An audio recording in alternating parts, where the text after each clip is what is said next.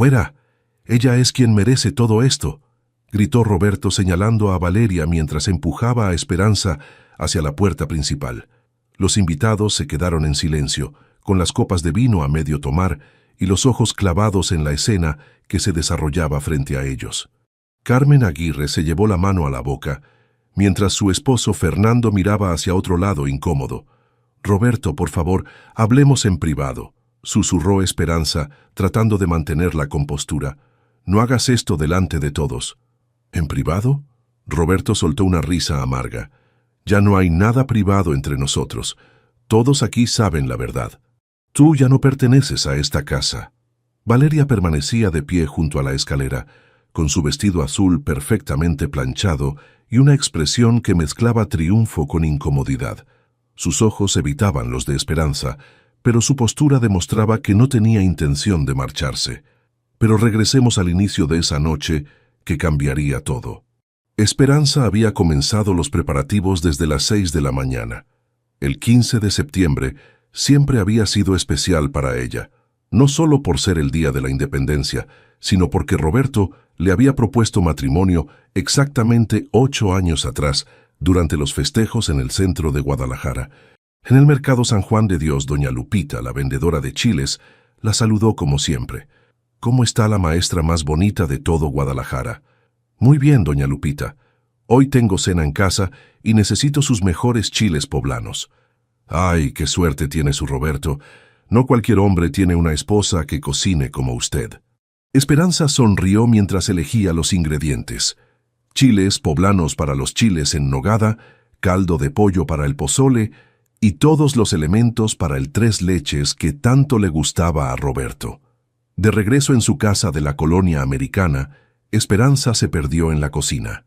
Cada movimiento tenía un propósito: pelar las nueces para la nogada, asar los chiles hasta que la piel se quemara perfectamente, preparar la carne con especias que su madre le había enseñado. Roberto llegó cerca de las 4 de la tarde, más temprano de lo usual. «Huele increíble», dijo, besándola en la mejilla. «¿Ya está todo listo?» «Casi. Solo falta el tres leches en el refrigerador. ¿Cómo estuvo tu día en la oficina?» «Bien, bien. Oye, Valeria va a venir también. Es nueva en el equipo y no conoce a nadie en la ciudad». Esperanza sintió una pequeña punzada de algo que no pudo identificar. «¿Valeria?» «La nueva ajustadora de seguros, ya te había platicado de ella». No le había platicado, pero Esperanza no dijo nada. Roberto parecía distraído, revisando su teléfono constantemente. Los primeros invitados llegaron a las 7.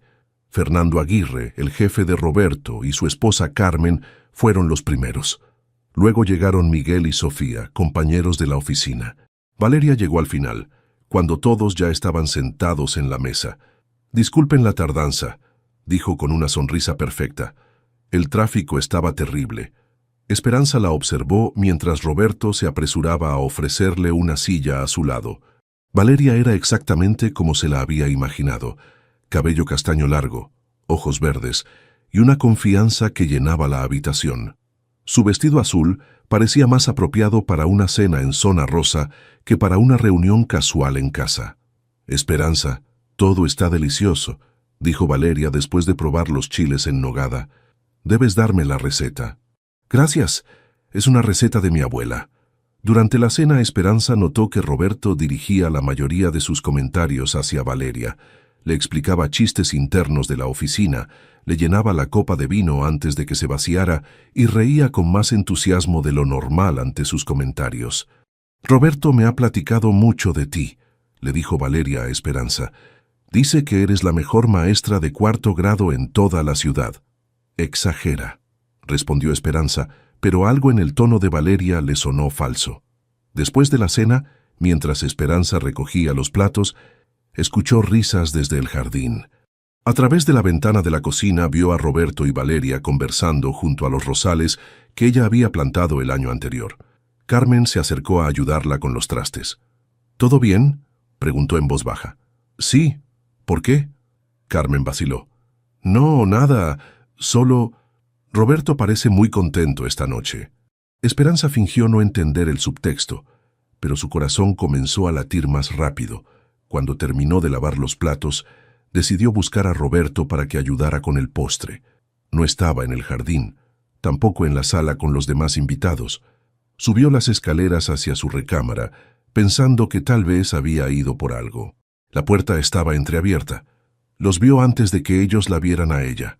Roberto tenía a Valeria entre sus brazos, besándola con una pasión que Esperanza no había visto en años. Las manos de él acariciaban su cabello, mientras ella se aferraba a su camisa. «¿Qué está pasando aquí?», preguntó Esperanza con voz temblorosa. Se separaron bruscamente. Roberto no mostró culpa ni sorpresa, solo irritación. «Esperanza, podemos explicar». «¿Explicar qué?». «Que mi marido está besando a otra mujer en nuestra recámara mientras yo sirvo la cena a sus invitados». Valeria se acomodó el vestido y levantó la barbilla. «Esperanza, esto no tenía que pasar así». «¡Cállate!», gritó Esperanza. «No tienes derecho a hablar en mi casa». Roberto se interpuso entre las dos mujeres. «Basta ya. Esperanza, esto tenía que salir a la luz tarde o temprano». «¿Tenía que salir a la luz? ¿Desde cuándo?» «Desde hace meses. Valeria y yo... Esto es real. Lo nuestro ya no funciona desde hace tiempo». Esperanza sintió como si le hubieran dado un golpe en el estómago. «Roberto, tenemos 8 años de casados. Podemos arreglar esto. Ella puede irse, y nosotros...». «No», la interrumpió él. «Ya decidí. Quiero estar con Valeria». Los gritos habían alertado a los invitados, que ahora se asomaban desde la escalera. Fernando Aguirre trató de mediar. «Roberto, creo que deberían hablar esto en privado». «No, Fernando. Ya no hay nada que hablar en privado». Roberto caminó hacia el closet y comenzó a sacar ropa de Esperanza. «Esta es mi casa. La heredé de mi abuela, y ya decidí con quién quiero compartirla». Esperanza vio cómo su ropa volaba por el aire y caía al suelo. «Roberto, por favor, no hagas esto. ¡Fuera! Ella es quien merece todo esto», gritó, empujándola hacia las escaleras. Y así fue, como Esperanza Vidal se encontró sentada en la banqueta frente a lo que había sido su hogar durante 8 años, con una maleta improvisada y la mirada de... Lástima de los vecinos que habían salido a ver el escándalo. Los invitados se fueron uno por uno, murmurando disculpas incómodas. Solo Valeria permaneció adentro, como si ya fuera la dueña de la casa. Cuando la calle se quedó en silencio, Esperanza siguió ahí sentada, tratando de entender cómo su vida había cambiado tan completamente en una sola noche. Esperanza había estado sentada en la banqueta durante casi 1 hora cuando vio acercarse a doña Remedios, su vecina de 83 años. La anciana caminaba despacio, arrastrando los pies, pero con determinación. «Mija, ven acá», le dijo con voz suave. «No puedes quedarte ahí toda la noche. Doña Remedios, no se preocupe por mí. Roberto solo está enojado. Mañana, seguramente». «No, niña, mañana no va a ser diferente», la interrumpió la anciana. «Ven, necesito enseñarte algo». Esperanza la siguió hasta la casa de al lado. La sala de doña Remedios olía a canela y medicina, con santos en cada rincón y fotografías de familia cubriendo las paredes. «Siéntate», le dijo, señalando el sofá. «Voy por algo que tienes que ver». Regresó con un sobre manila amarillento. «Hace 3 meses, cuando salí de la farmacia, vi a tu Roberto con esa mujer en el restaurante de la esquina de Chapultepec. Pensé que era trabajo, pero algo me pareció raro». Doña Remedios abrió el sobre. Empecé a prestar atención. Esperanza tomó las fotografías con manos temblorosas. La primera mostraba a Roberto y Valeria abrazados afuera de un hotel en Zona Rosa. La fecha en la parte inferior decía junio 15, 2024. «Junio», murmuró Esperanza. «Yo estaba en el curso de verano para maestros». «Sigue viendo», dijo doña Remedios con tristeza. La segunda foto los mostraba entrando a un joyería en Andares. En la tercera, Valeria llevaba puestos los aretes de perlas que Roberto le había regalado a Esperanza en su 5º aniversario, los mismos aretes que supuestamente habían robado durante el asalto a su casa en julio. «No hubo ningún robo, ¿verdad?», preguntó Esperanza, aunque ya conocía la respuesta. «No, mija, él se los dio a ella». Esperanza siguió revisando las fotos. Roberto y Valeria en el cine, en restaurantes, besándose en el carro de él. Meses de mentiras documentadas por una vecina que había decidido protegerla. ¿Por qué no me dijo nada antes? Porque esperaba estar equivocada, y porque sabía que me ibas a odiar por ser la mensajera. Esperanza abrazó a la anciana. Gracias, doña Remedios. Gracias por cuidarme. Ahora llama a tu hermana, no puedes quedarte aquí esta noche. Marisol llegó una hora después, con Diego dormido en el asiento trasero de su carro. Su hermana menor había crecido más fuerte que ella. 8 años de ser madre soltera la habían endurecido de maneras que Esperanza nunca había necesitado. ¿Dónde está ese imbécil?, preguntó Marisol viendo hacia la casa donde todavía había luces encendidas. Adentro, con ella. ¿Quieres que le vaya a partir la cara?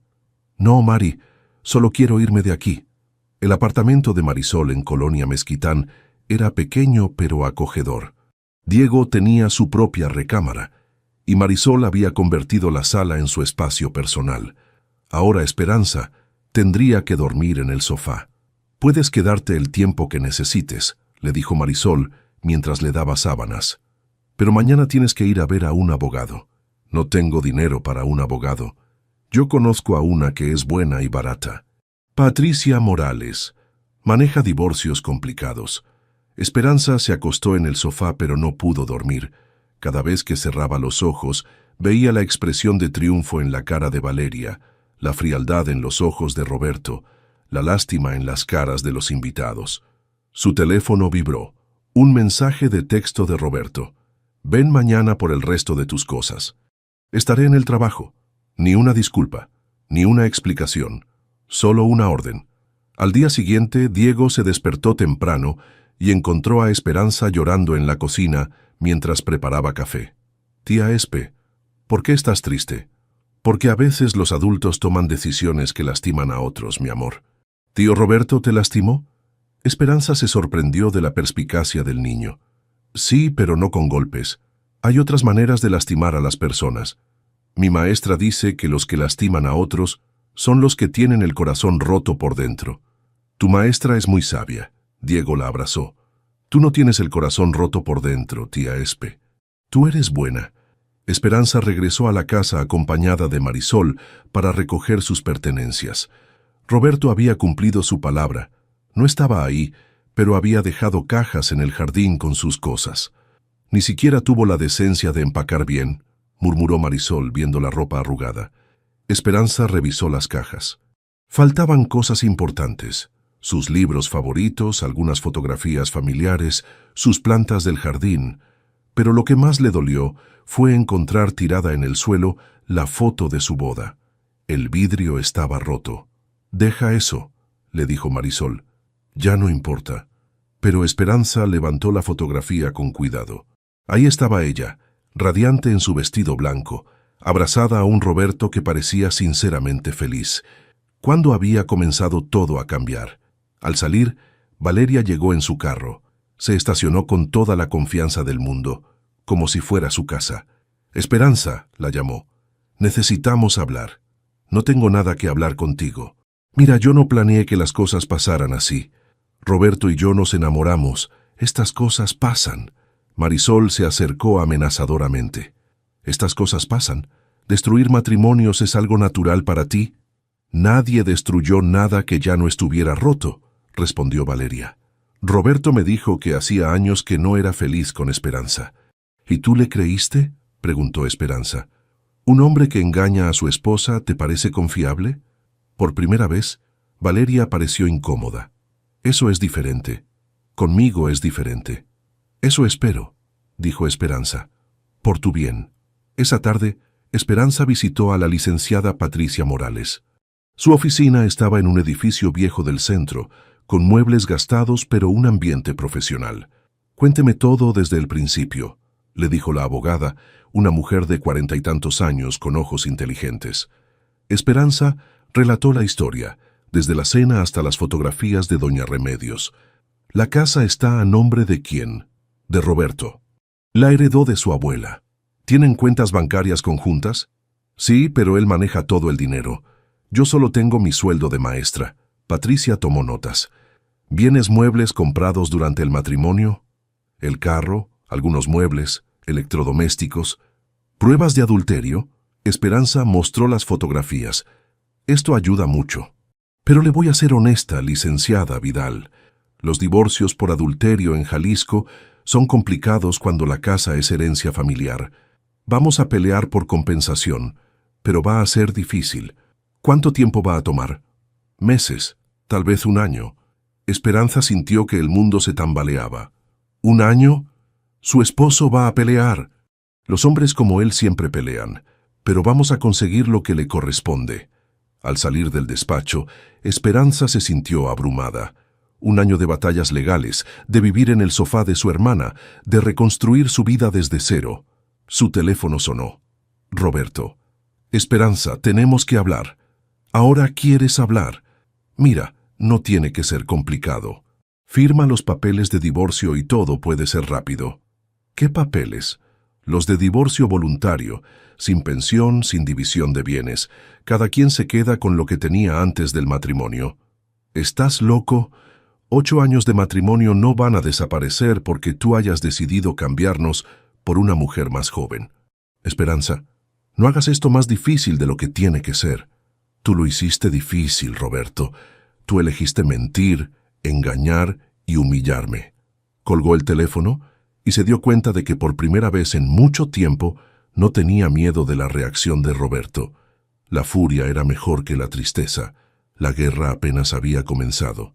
Esperanza llegó tarde a la escuela por primera vez en sus 10 años de carrera. Había pasado la noche despierta, dando vueltas en el sofá de Marisol, y cuando finalmente se durmió, no escuchó la alarma. «Buenos días, maestra Vidal», la saludó el director García cuando la vio correr por el pasillo. «¿Todo bien?» «Sí, director, disculpe la tardanza». El director García la estudió con preocupación. Las ojeras, el cabello recogido apresuradamente, la blusa mal planchada. Todo era muy diferente a la Esperanza siempre impecable que conocía. «Venga a mi oficina después de clases. Necesito hablar con usted». Esperanza sintió pánico. ¿Ya se había enterado de su situación? ¿Pensaría que sus problemas personales afectarían su trabajo? En el salón, sus alumnos de 4º grado la recibieron con el entusiasmo de siempre. «Maestra, ¿ya revisó nuestras tareas de matemáticas?», preguntó Sofía, una niña de 9 años con coletas desparejas. «Sí, Sofía, muy bien trabajo». Pero durante la clase de lectura, Esperanza se distrajo. Mientras los niños leían en voz alta, ella pensaba en Roberto y Valeria desayunando en su cocina, usando sus tazas, durmiendo en su cama. «Maestra, ¿está bien?», preguntó Luis, uno de sus estudiantes más observadores. «Sí, mi amor, continúa leyendo». Después de clases, Esperanza se dirigió a la oficina del director con el estómago revuelto. «Siéntese, maestra Vidal», le dijo el director García. «Quiero presentarle a alguien». Un hombre joven se levantó de la silla, alto, con cabello negro un poco despeinado y ojos amables detrás de unos lentes. «Ella es la maestra Esperanza Vidal, nuestra mejor maestra de 4º grado. Esperanza, él es Javier Campos, viene de Michoacán. Va a trabajar con nosotros este ciclo escolar». «Mucho gusto», dijo Javier extendiendo la mano. «He escuchado cosas muy buenas de su trabajo con los niños». Su apretón de manos era firme pero suave, y su sonrisa parecía genuina. «El maestro Campos va a enseñar 5º grado, pero como es nuevo en Guadalajara, me gustaría que usted lo orientara. Enséñele nuestros métodos, preséntele a los otros maestros, ayúdelo a adaptarse». «Por supuesto, director». «Gracias, maestra Vidal. Sé que está pasando por algunos cambios personales. Pensé que mantenerse ocupada podría ayudarla». Esperanza se sonrojó. Entonces, sí se había enterado. «Director, no se preocupe. En esta escuela somos una familia, y las familias se cuidan entre sí». Javier la acompañó hasta su salón. «No tenía que aceptar si no quiere», le dijo. «Entiendo si está muy ocupada». «No, está bien. Me da gusto ayudar». «¿De dónde es usted?», preguntó él mientras caminaban. «De aquí, de Guadalajara. Nací y crecí aquí». «¿Y usted por qué dejó Michoacán?» «Buscaba nuevas oportunidades. En mi pueblo las escuelas son muy pequeñas y quería trabajar en programas más grandes, con más recursos para los niños». Entraron al salón de 5º grado. Estaba vacío, pero Javier ya había comenzado a decorarlo. En las paredes había mapas de México, carteles sobre el sistema solar y frases motivacionales escritas con letra clara. La educación es el arma más poderosa que puedes usar para cambiar el mundo, leyó Esperanza en voz alta. Nelson Mandela. ¿Le gusta? Me encanta. Es exactamente lo que necesitan escuchar estos niños. Javier sonrió. ¿Quiere tomar un café? Conozco un lugar cerca de aquí donde podemos platicar sobre la escuela. Esperanza vaciló. Hacía tanto tiempo que no salía sola con un hombre que no fuera Roberto. Solo como colegas, añadió él rápidamente, para hablar de trabajo. Está bien. El café estaba en una esquina cerca de la escuela, con mesas pequeñas y música suave. Javier pidió café negro, Esperanza un capuchino. ¿Cómo es trabajar aquí?, preguntó él. Me gusta mucho. Los niños vienen de familias trabajadoras. No tienen muchos recursos, pero tienen muchas ganas de aprender. Eso es lo que más me gusta de ser maestro, ver cómo los niños descubren que pueden hacer cosas que no sabían que podían hacer. Esperanza lo observó mientras hablaba. Había una pasión genuina en su voz cuando hablaba de educación. ¿Está casado?, preguntó sin pensar y luego se sonrojó. Perdón, no es mi asunto. No se preocupe. No, no estoy casado. Estuve comprometido hace 2 años, pero no funcionó. Ella quería que me quedara en el pueblo, y yo necesitaba salir a buscar algo más. ¿No la extraña? Al principio sí, pero creo que tomé la decisión correcta. ¿Y usted? La pregunta la golpeó como un balde de agua fría. Yo estoy pasando por un divorcio. Lo siento. No debería haber preguntado. No, está bien. Es algo que va a ser obvio tarde o temprano. Javier la miró con comprensión. ¿Quiere hablar de eso? No realmente. Pero gracias. Cambiaron de tema y hablaron sobre métodos de enseñanza, sobre los programas de la escuela, sobre sus estudiantes. Esperanza se sorprendió al darse cuenta de que hacía 1 hora que no pensaba en Roberto. En las siguientes semanas, Javier se convirtió en parte de la rutina de Esperanza. Llegaba temprano para preparar sus clases y siempre la saludaba con una sonrisa. Durante los recreos conversaban sobre sus estudiantes o sobre ideas para mejorar los programas escolares. Estuve pensando, le dijo un día, ¿qué le parece si organizamos un programa de tutorías después de clases? Para los niños que necesitan ayuda extra. Me parece excelente idea, pero necesitaríamos voluntarios. Yo me ofrezco. ¿Usted estaría dispuesta? Claro. El programa comenzó 2 semanas después. Esperanza se quedaba 3 días a la semana después de clases, ayudando a niños con dificultades en matemáticas y lectura. Javier hacía lo mismo con ciencias sociales y ciencias naturales. Una tarde, mientras ayudaba a una niña con fracciones, Esperanza se dio cuenta de que por primera vez en meses se sentía útil y con propósito. «Maestra, ¿ya entendí?», preguntó la niña. «Sí, mi amor. Lo hiciste muy bien». Javier se acercó cuando la niña se fue. «Se ve más feliz últimamente». «¿Sí?» «Sí. Cuando llegó parecía que llevaba el peso del mundo en los hombros. Tal vez porque así era. ¿Y ahora?» Esperanza lo pensó. «Ahora siento que tengo un propósito otra vez». Pero los días buenos se alternaban con días difíciles. Una mañana, Esperanza tuvo su primer ataque de pánico en la escuela. Estaba explicando una lección cuando de repente sintió que no podía respirar. El salón comenzó a dar vueltas y tuvo que sentarse. «Maestra, ¿está bien?», preguntaron varios niños al mismo tiempo. «Sí, solo necesito un momento». Javier apareció en la puerta.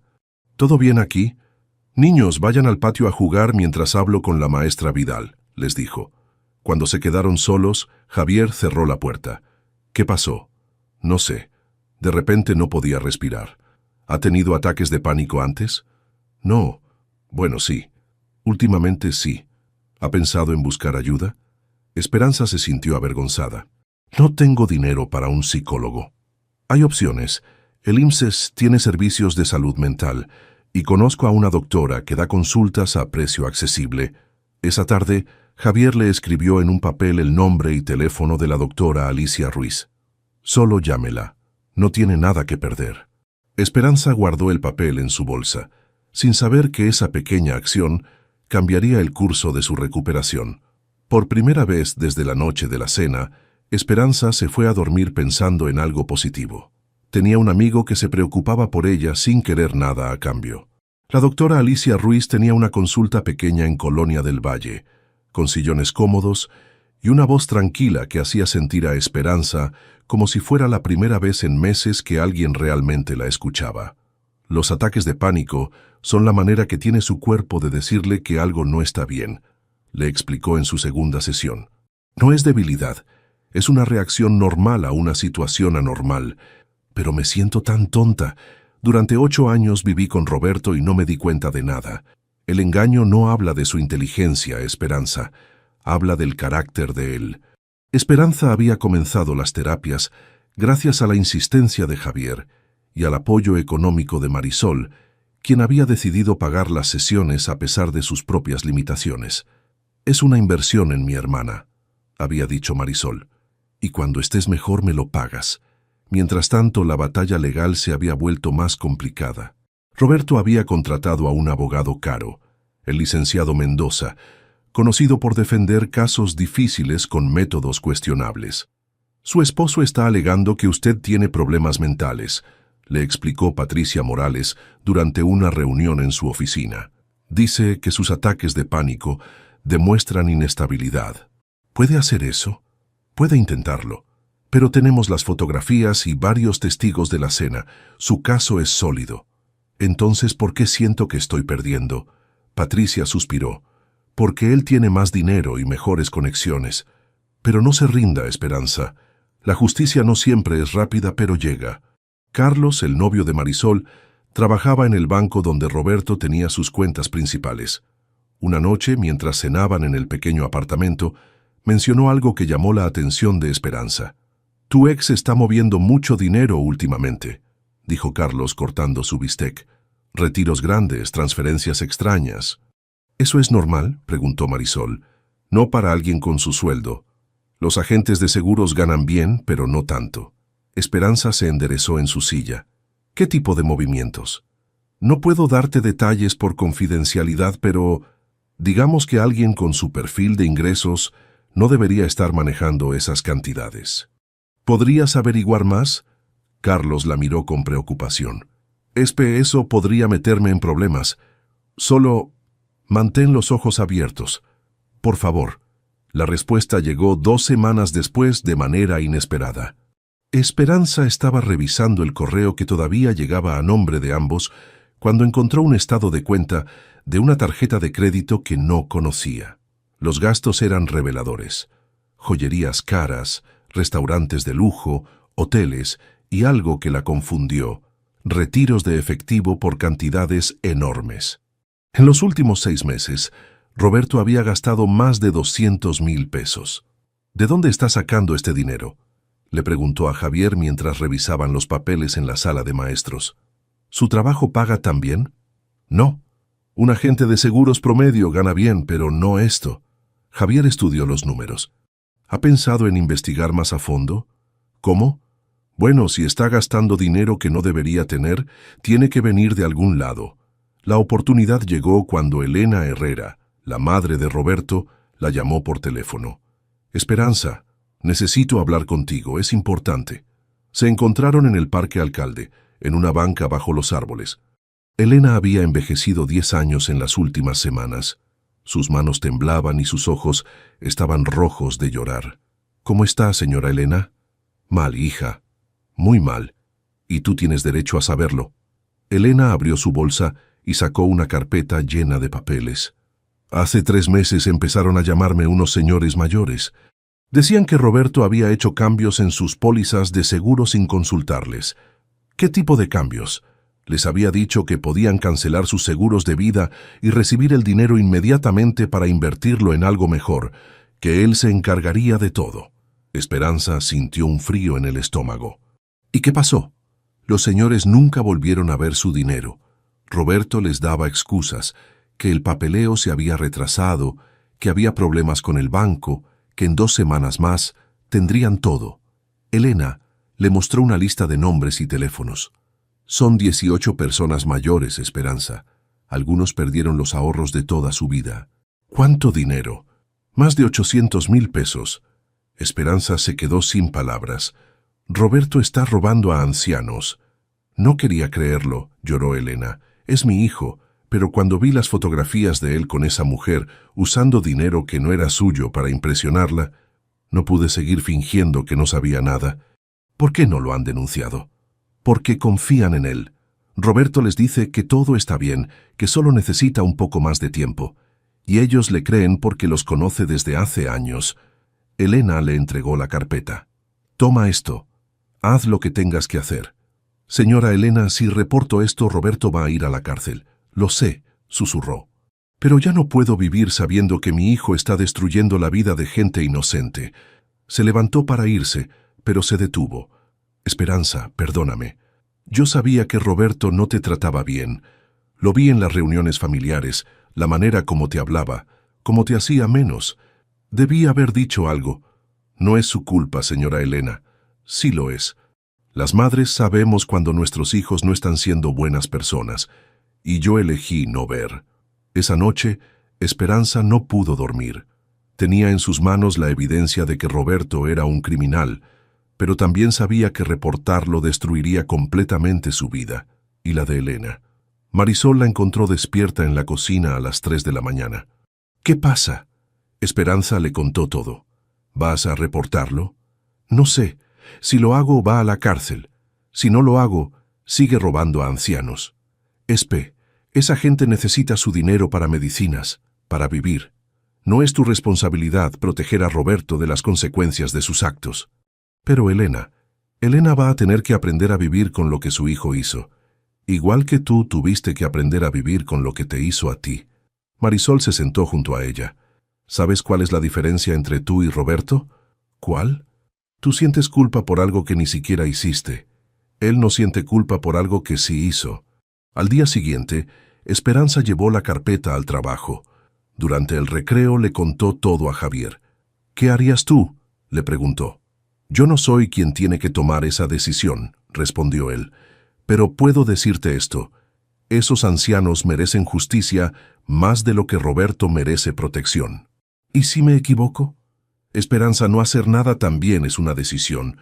Y esa decisión tiene consecuencias para gente inocente.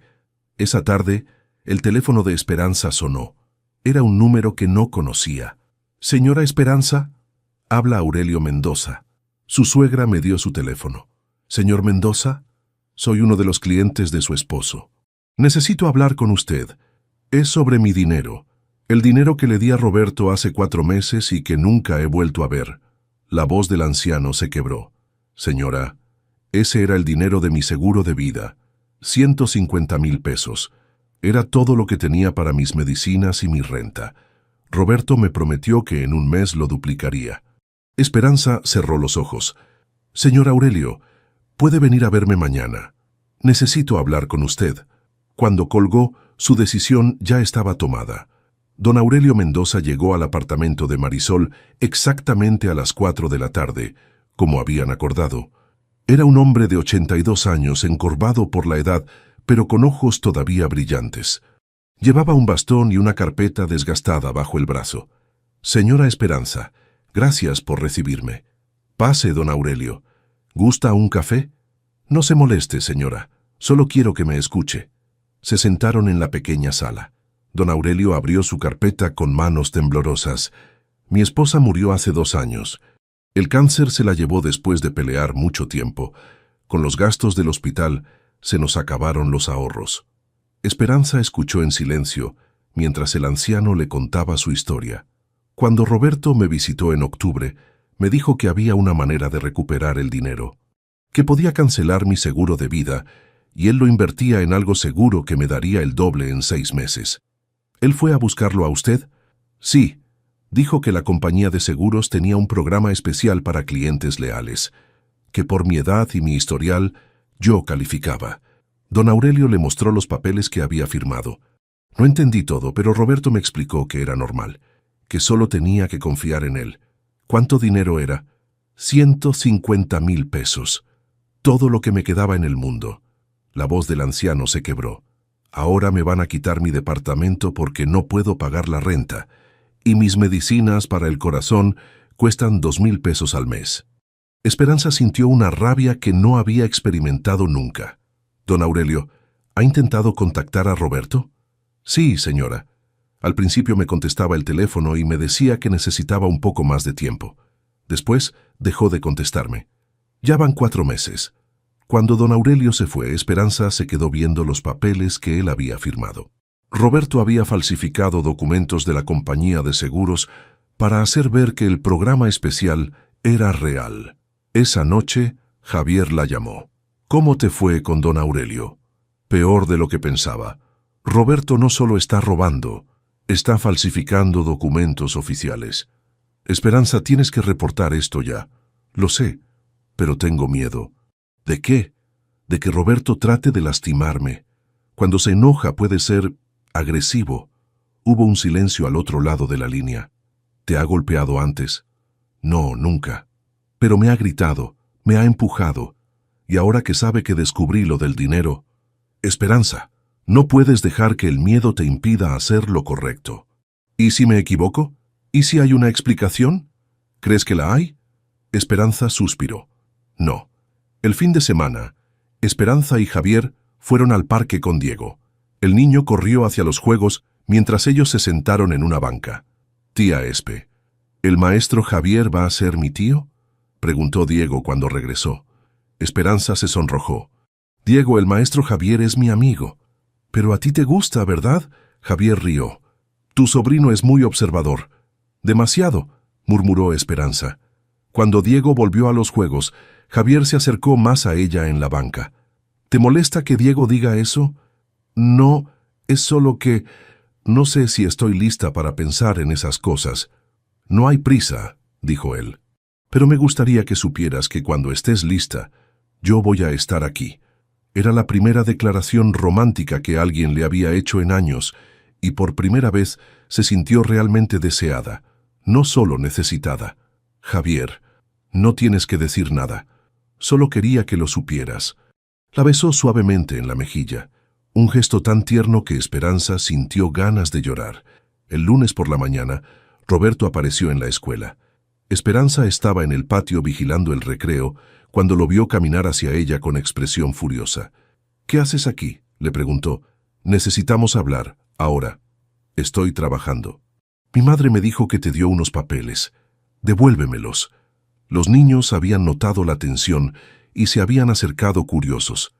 Esperanza no quería hacer una escena frente a ellos. Roberto, vete. Este no es el lugar. Te dije que me devuelvas lo que no es tuyo. Roberto levantó la voz. Javier apareció a su lado. ¿Hay algún problema aquí? ¿Y tú quién eres?, preguntó Roberto agresivamente. Javier Campos, maestro de esta escuela, y creo que necesita irse. No me voy a ir sin hablar con mi esposa. Ex-esposa, corrigió Esperanza. Y ya no tienes derecho a venir a mi trabajo a amenazarme. Roberto se acercó más. ¿Amenazarte? Esperanza, no sabes en lo que te estás metiendo. Devuélveme esos papeles y olvídate de todo esto. ¿O qué? La pregunta quedó colgando en el aire. Roberto miró a Javier, luego a los niños que observaban y finalmente de vuelta a Esperanza. ¿O vas a lamentarlo? Se fue, pero no antes de agregar, y tú, señaló a Javier, mantente lejos de mi esposa. Cuando Roberto se fue, Esperanza temblaba. ¿Estás bien?, preguntó Javier. Sí, pero creo que tengo que tomar esa decisión más rápido de lo que pensaba. Esa noche, Esperanza llamó a la licenciada Patricia Morales. Licenciada, necesito reportar un delito. Mi ex esposo está estafando a ancianos. ¿Tienes pruebas? Tengo documentos, testimonios y al menos 18 víctimas identificadas. Esperanza, esto cambia todo. Ya no es solo un divorcio. Esto es un asunto penal. Lo sé. ¿Estás segura de que quieres hacer esto? Una vez que presentes la denuncia, no hay vuelta atrás. Esperanza pensó en don Aurelio, en su departamento que iba a perder, en sus medicinas que no podía comprar. Estoy segura. Muy bien. Mañana vamos a la fiscalía. Cuando colgó, Esperanza se sintió como si hubiera saltado de un acantilado. No sabía dónde iba a caer, pero ya no había manera de volver atrás. Marisol la encontró llorando en la cocina. Ya lo hiciste. Mañana presento la denuncia. Hiciste lo correcto. ¿Por qué me siento tan mal entonces? Porque eres buena persona. Las buenas personas sufren cuando tienen que lastimar a otros, incluso cuando esos otros se lo merecen. La denuncia se presentó el 28 de enero de 2025. La Fiscalía tomó el caso en serio inmediatamente. La cantidad de dinero involucrada y el número de víctimas hacían que fuera un delito grave. Roberto fue arrestado en su oficina 2 días después. Las imágenes salieron en las noticias locales. Roberto esposado siendo llevado por policías, mientras Valeria gritaba desde la banqueta. Elena Herrera sufrió un derrame cerebral esa misma noche. Marisol llevó a Esperanza al hospital. «No tienes que entrar», le dijo su hermana. «Nadie va a juzgarte si no lo haces». Pero Esperanza entró. Elena estaba conectada a máquinas, frágil y pequeña, en la cama del hospital. Roberto estaba sentado a su lado, con esposas y un policía vigilándolo. Cuando vio a Esperanza, Roberto la miró con una mezcla de dolor y odio. «¿Estás contenta?», le preguntó. «Mi madre se está muriendo por tu culpa». «No», respondió Esperanza con voz firme. «Se está muriendo por la tuya». Elena murió 3 días después, sin haber recuperado la conciencia. Roberto no pudo ir a su funeral. Estaba en prisión esperando juicio. Pero la sorpresa más grande llegó durante la investigación policial. Valeria no era una víctima inocente de los encantos de Roberto, era su cómplice. Los investigadores descubrieron que Valeria había estado identificando a clientes ricos y vulnerables a través de su trabajo como ajustadora, pasándole la información a Roberto. También había estado lavando el dinero robado a través de cuentas falsas. Cuando trataron de arrestarla, Valeria ya estaba en el aeropuerto tratando de volar a Estados Unidos. La arrestaron en la puerta de embarque con más de $50,000 en efectivo. El escándalo salió en todos los periódicos. La pareja que estafó a ancianos. El amor que costó $800,000. Ejecutivos de seguros, criminales de día. Esperanza leyó las noticias con una mezcla de satisfacción y tristeza. La justicia se estaba haciendo, pero a un costo muy alto para todos los involucrados. Roberto y Valeria, los 2 criminales que habían destruido su matrimonio, finalmente habían sido expuestos por lo que realmente eran. Pero don Aurelio seguía sin su dinero, y Elena Herrera estaba muerta. La justicia, Esperanza descubrió, era más complicada de lo que había imaginado. El juicio comenzó en abril de 2025. Esperanza tuvo que testificar 2 veces, una como testigo de los crímenes de Roberto y otra como parte en el proceso de divorcio que seguía su curso paralelo. La sala del juzgado estaba llena de ancianos que habían sido estafados. Don Aurelio se sentaba en primera fila, vestido con su mejor traje pero visiblemente más delgado que cuando Esperanza lo había conocido. «Estado versus Roberto Herrera y Valeria Sánchez», anunció el secretario. Esperanza observó a Roberto desde el estrado de testigos. Había perdido peso en la cárcel y tenía ojeras profundas. Cuando sus miradas se cruzaron, él desvió la vista. «Señora Vidal», dijo el fiscal, «¿puede decirnos cómo descubrió usted las actividades delictivas de su exesposo?» Esperanza relató toda la historia, desde las fotografías de doña Remedios hasta la conversación con Elena Herrera, desde el estado de cuenta sospechoso hasta el testimonio de don Aurelio. ¿Por qué decidió reportar a su exesposo sabiendo que eso podría perjudicarla en su proceso de divorcio? Porque había gente inocente sufriendo, ancianos que habían perdido los ahorros de toda su vida. Durante el contrainterrogatorio, el abogado de Roberto trató de pintarla como una mujer despechada que buscaba venganza. «¿No es cierto que usted reportó a mi cliente después de descubrir su infidelidad? Descubrí su infidelidad en septiembre. Lo reporté en enero. Si hubiera querido venganza, no habría esperado 4 meses. ¿Qué la motivó entonces? Conocer a sus víctimas. Darme cuenta de que cada día que yo permanecía callada, él podía estar estafando a alguien más». Valeria también testificó. Trató de presentarse como otra víctima de Roberto, alegando que él la había manipulado para que lo ayudara. «Roberto me dijo que los clientes estaban de acuerdo», declaró, «que era un programa legítimo de la compañía». Pero la fiscalía tenía evidencia de que Valeria había estado lavando dinero meses antes de que comenzara su relación romántica con Roberto. Los mensajes de texto entre ellos mostraban que ella conocía perfectamente la naturaleza criminal de sus actividades. Ya identifiqué a otros 3. El señor García tiene una póliza de 200.000, decía uno de los mensajes de Valeria a Roberto. Perfecto, yo me encargo de convencerlo, respondía Roberto. Cuando confrontaron a Valeria con estos mensajes, se quebró. Él me prometió que nos íbamos a casar. Dijo que con este dinero podríamos empezar una nueva vida. Entonces, ¿sí sabía que estaban robando?, preguntó el fiscal. Yo solo quería que él me amara. El proceso de divorcio se resolvió rápidamente una vez que Roberto fue declarado culpable. Sus bienes fueron embargados para pagar restitución a las víctimas, pero la cantidad recuperada fue mínima. La casa fue vendida, pero después de pagar deudas y costos legales, quedó muy poco. Lo siento, Esperanza, le dijo Patricia Morales. Sabía que las posibilidades de recuperar algo significativo eran bajas. No importa. No quiero nada que venga de dinero robado. Esperanza salió del juzgado oficialmente divorciada, sin dinero, pero libre.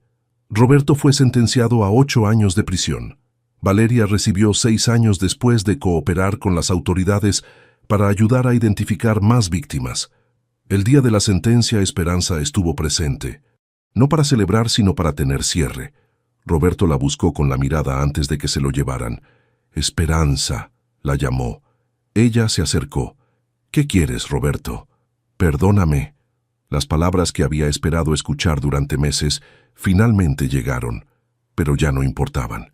Te perdono, dijo, pero no por ti, por mí. ¿Qué significa eso? Significa que no voy a cargar con tu culpa el resto de mi vida, pero perdonarte no significa que lo que hiciste esté bien o que no tengas que pagar las consecuencias. Roberto asintió lentamente. ¿Alguna vez me amaste?, preguntó. Sí, amé al hombre que pensé que eras. Pero ese hombre nunca existió realmente, ¿verdad? Roberto no respondió. Cuídate, Roberto. Fue la última vez que habló con él. Don Aurelio murió en mayo de 2025. Su hija llamó a Esperanza para contárselo. Quería que usted supiera que él la consideraba una heroína, le dijo. Decía que usted había sido la única persona que se preocupó lo suficiente por hacer lo correcto. Esperanza fue al funeral. Era pequeño. Don Aurelio no tenía mucha familia, pero estaban presentes varios de los otros ancianos que habían sido estafados. Durante el servicio, Esperanza se dio cuenta de algo importante. Hacer lo correcto no siempre llevaba a finales felices. Don Aurelio nunca recuperó su dinero. Murió preocupado por su situación económica, pero al menos murió sabiendo que alguien había luchado por él. Para septiembre de 2025, Esperanza había reconstruido su vida desde cero. Vivía en un apartamento pequeño pero propio. Había ahorrado suficiente de su sueldo de maestra para dar el enganche. No era lujoso, pero era suyo. Su relación con Javier había crecido lentamente, construida sobre respeto mutuo y valores compartidos. Él nunca había presionado, nunca había tratado de rescatarla, nunca había hecho promesas extravagantes. Simplemente había estado ahí, constante y confiable. ¿Crees que don Aurelio habría estado orgulloso?, le preguntó a Javier una noche, mientras cenaban en su pequeña cocina. Creo que ya te lo dijo su hija. A veces me pregunto si valió la pena. Roberto está en la cárcel, pero la mayoría de las víctimas nunca recuperaron su dinero. Esperanza, tú no eras responsable de arreglar todo. Eras responsable de hacer lo correcto con la información que tenías. Y eso fue exactamente lo que hiciste. No te arrepientes de haberte involucrado conmigo. Tu vida era más simple antes. Javier sonrió. Mi vida era más simple, pero no era mejor. Contigo es más complicada, pero también más real. Un año después de la cena que había cambiado todo, Esperanza se preparó para una pequeña celebración en su nuevo apartamento. No era una celebración del aniversario del desastre, sino del aniversario de su liberación. Marisol llegó con Diego, que ahora tenía 11 años, y había crecido varios centímetros. «Tía Espe, ¿ya no estás triste?», preguntó el niño. «Ya no estoy triste, mi amor». «Entonces ahora puedes casarte con el maestro Javier». «¡Diego!», lo regañó Marisol. Pero Esperanza rió. Tal vez algún día, Diego. Pero por ahora estoy aprendiendo a ser feliz yo sola. ¿Y eso es bueno? Es muy bueno. Es lo más importante que puede aprender una persona. Esa noche, después de que todos se fueron, Esperanza se sentó en su pequeño balcón con una taza de té. Desde ahí podía ver las luces de Guadalajara extendiéndose hacia el horizonte. Pensó en Roberto, cumpliendo su sentencia en la cárcel. Pensó en Valeria, también pagando por sus crímenes. Pensó en Elena, que había muerto sin ver a su hijo enfrentar las consecuencias de sus actos. Pensó en don Aurelio y en los otros ancianos que habían perdido todo. No había sido una historia con final completamente feliz. La justicia había sido imperfecta, incompleta. Mucha gente había sufrido. Mucho daño nunca se había reparado. Pero había algo que Esperanza sabía con certeza. Se había mantenido fiel a sus valores cuando fue más difícil hacerlo. Había elegido la verdad sobre la comodidad, la justicia sobre la conveniencia, el coraje sobre la seguridad. Y por primera vez en su vida adulta, era completamente libre. Libre de las mentiras de Roberto. Libre de la necesidad de complacer a alguien más. Libre de vivir una vida que no era realmente suya. Tomó su teléfono y escribió un mensaje a Javier. Gracias por enseñarme que el amor real no requiere que sacrifiques quién eres. Su respuesta llegó inmediatamente. Gracias por enseñarme que las personas más valientes son las que eligen hacer lo correcto, incluso cuando les cuesta todo. Esperanza sonrió, guardó el teléfono y siguió viendo las luces de la ciudad. Mañana sería otro día, con nuevos desafíos y nuevas posibilidades. Pero esta noche, por primera vez en mucho tiempo, estaba en paz. 1 año y medio después de los eventos que cambiaron su vida para siempre. La mañana del 15 de septiembre de 2026 amaneció clara y fresca en Guadalajara. Esperanza se despertó temprano en su apartamento, no por ansiedad como había ocurrido tantas veces en el pasado, sino porque tenía planes especiales para ese día. 2 años exactos habían pasado desde aquella cena del Día de la Independencia que había destruido su matrimonio pero había comenzado su verdadera vida. Se vistió con cuidado, un vestido azul sencillo que había comprado con su propio dinero, y preparó café en su pequeña cocina. Por la ventana podía ver el movimiento matutino del barrio, niños caminando hacia la escuela, vendedores abriendo sus puestos, la vida normal de gente trabajadora. Su teléfono vibró.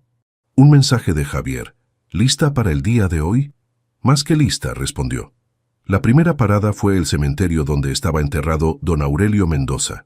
Esperanza había adoptado la costumbre de visitarlo cada mes, llevándole flores y contándole cómo iban las cosas. «Buenos días, don Aurelio», dijo colocando un ramo de claveles rojos en su tumba. «Hoy se cumplen 2 años. Pensé que le gustaría saber que varios de sus compañeros han recibido parte de su dinero de vuelta. No todo, pero algo. El silencio del cementerio era pacífico, no triste. También quería contarle que este año la escuela va a nombrar una beca en su honor, para niños de familias trabajadoras que necesiten ayuda con útiles escolares. Fue idea de Javier, pero a mí me pareció perfecta». Una brisa suave movió las flores. «Y don Aurelio, creo que ya es hora de que sepa esto. Javier me pidió que me casara con él. Le dije que sí, pero no porque necesite que alguien me rescate, porque quiero compartir mi vida con alguien que me respeta como soy». Se quedó unos minutos más en silencio, despidiéndose del hombre que le había dado el valor final para hacer lo correcto. La segunda parada fue la escuela. Aunque era sábado, Esperanza tenía las llaves como coordinadora de currículo. Quería revisar los preparativos para la ceremonia del lunes, donde anunciarían oficialmente la beca don Aurelio Mendoza. En su oficina encontró una carta que había llegado el viernes. El remitente la sorprendió. Era de Roberto. Con manos temblorosas abrió el sobre. «Esperanza, sé que probablemente no quieras leer esto, pero necesito escribirlo. Han pasado 8 meses desde que comencé mi sentencia. He tenido mucho tiempo para pensar en todo lo que hice, todo lo que destruí. No te escribo para pedirte perdón otra vez. Ya me dijiste que me perdonabas y entiendo que eso no cambia nada. Te escribo para decirte algo que debí haberte dicho hace años. Tenías razón en todo. Tenías razón sobre Valeria. Me dejó en cuanto se dio cuenta de que no tenía dinero para sacarla de la cárcel. Tenías razón sobre el tipo de hombre en el que me había convertido. Tenías razón en reportarme. Aquí he conocido a algunos de los hombres a los que estafé. Don Marcelo está en el mismo pabellón que yo. Está aquí por robar comida para sus nietos después de que yo le quité sus ahorros. Cada día veo lo que mis acciones causaron. No espero que esto cambie nada entre nosotros. Solo quería que supieras que finalmente entiendo quién eras tú y quién era yo. Eres la persona más valiente que he conocido. Y espero que seas feliz. Roberto. Esperanza leyó la carta 2 veces, luego la dobló cuidadosamente y la guardó en su escritorio. No para conservarla, sino para procesarla completamente antes de decidir qué hacer con ella. Roberto había tardado 2 años, pero finalmente había entendido la diferencia entre ellos. Ella se preguntó si alguna vez habría llegado a esa comprensión sin las consecuencias de sus actos. La tercera parada fue el parque donde había hablado por primera vez con Elena Herrera. Se sentó en la misma banca y sacó su teléfono para hacer una llamada que había estado posponiendo. «Licenciada Morales, habla Esperanza Vidal». «Esperanza, qué gusto escucharla. ¿Cómo está?» «Muy bien. Le llamaba para contarle que me voy a casar». «Qué maravillosa noticia. ¿Con el maestro del que me platicó?» «Sí, con Javier.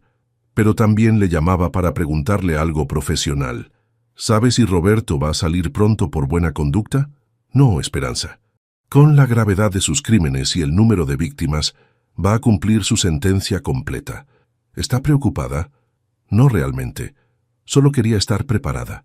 ¿Puedo preguntarle por qué?» Esperanza miró hacia los árboles del parque. «Porque quiero asegurarme de que cuando salga yo ya esté completamente en paz con todo, que no tenga poder para afectar mi felicidad nunca más. Por lo que veo ya llegó a ese punto». «Creo que sí». En la tarde, Marisol, Carlos y Diego llegaron al apartamento de Esperanza para la pequeña celebración. Javier había preparado una cena sencilla pero deliciosa, nada que ver con la ostentación de aquella cena de hace 2 años. «Tía Espe», dijo Diego, «¿por qué celebramos el día en que tío Roberto te echó de la casa?» «Porque ese día, sin saberlo, me dio el regalo más grande de mi vida». «¿Cuál?» «Mi libertad». Diego lo pensó seriamente. ¿Es mejor ser libre que tener una casa grande?»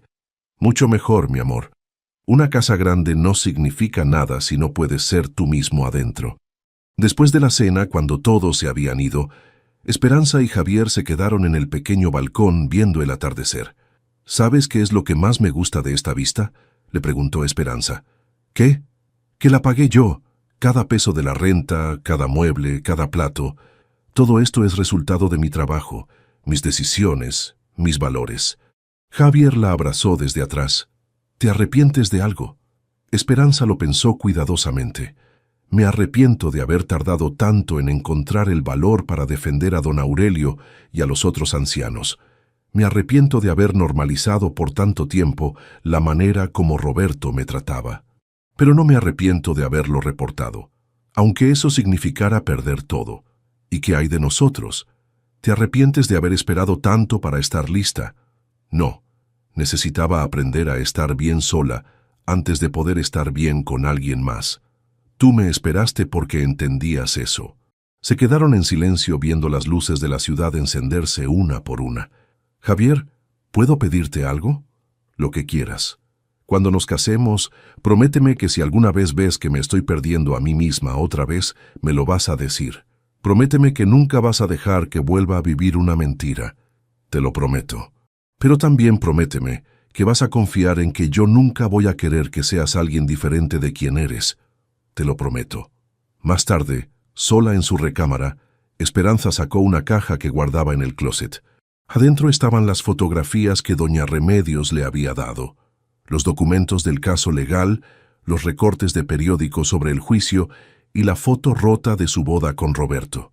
Había guardado todo no por nostalgia, sino como recordatorio de lo que podía pasar cuando una persona elegía ignorar las señales de alerta, cuando elegía la comodidad sobre la verdad.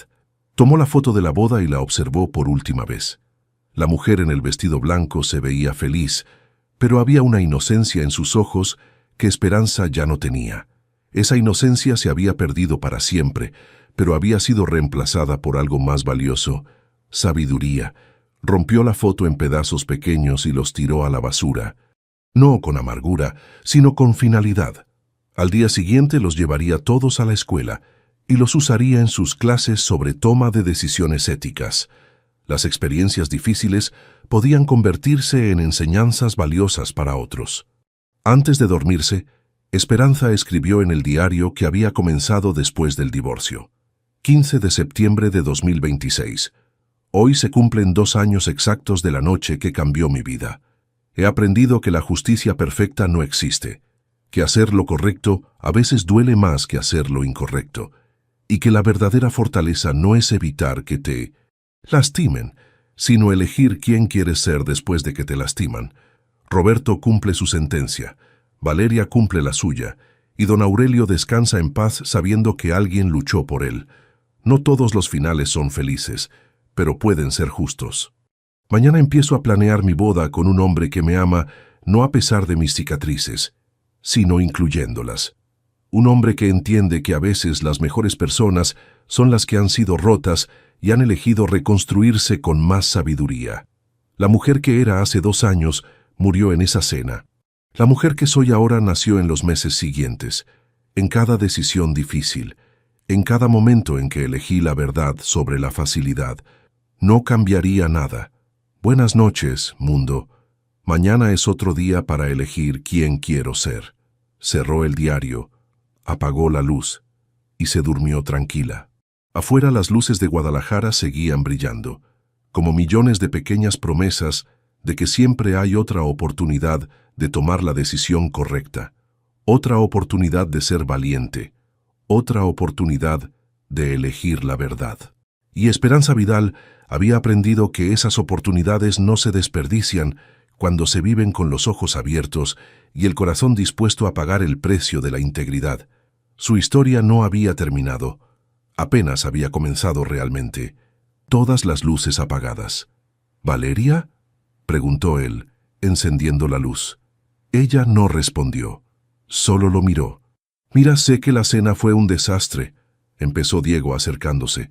No debí llevarte ahí, no debí presentarte a Camila así, fue estúpido. ¿Dónde está el dinero?, preguntó Valeria. Diego se detuvo. ¿Qué dinero? Los $20,000 que sacaste de nuestra cuenta. ¿Dónde están? La cara de Diego cambió. El color se le fue del rostro. Yo necesitaba hacer unos pagos. ¿Qué pagos? Deudas. Personales. Valeria se levantó del sillón. Deudas que hiciste sin decirme nada. Con dinero que era mío. Era nuestra cuenta, dijo Diego alzando la voz. Somos casados. Lo que es tuyo es mío. No, respondió Valeria caminando hacia él. Lo que era mío, y tú lo robaste. No lo robé. Solo lo usé. Iba a reponerlo. ¿Cuándo? ¿Con qué dinero? Si apenas te alcanza para pagar tu coche. Diego apretó los puños. Valeria vio en sus ojos algo que nunca había visto antes. Odio. Odio real. ¿Sabes qué es lo peor de ti, Valeria?, dijo él, escupiendo las palabras. Que siempre me haces sentir menos. Cada vez que ahorras, cada vez que hablas de tus inversiones, es como si me restregaras en la cara que ganas más que yo. Eso es tu problema, no el mío. Es nuestro problema. Por eso nuestra relación no funciona, porque tú nunca me has visto como tú igual. Valeria se cruzó de brazos. Tienes razón, no te veo como mi igual, porque tú robas y yo no. Diego levantó la mano como si fuera a pegarle, pero se detuvo. Valeria no se movió. Solo lo miró fijamente, esperando. Él bajó la mano y se dejó caer en el sillón. No sé qué quieres que haga, dijo con la voz quebrada. Quiero que te vayas. Diego levantó la cabeza. ¿Qué? Que te vayas. Esta noche. Ahora. Este también es mi departamento. No, es mío. Yo pago la renta. Tú solo vives aquí. Diego se quedó en silencio. Valeria fue a la habitación, sacó una maleta del closet y empezó a meter la ropa de él. ¿Qué haces?, preguntó Diego siguiéndola. Te estoy ayudando a empacar. Valeria, por favor, no hagas esto, podemos arreglarlo. Ella siguió empacando sin mirarlo. Cuando terminó, cerró la maleta y se la entregó. Vete a casa de tu madre, o con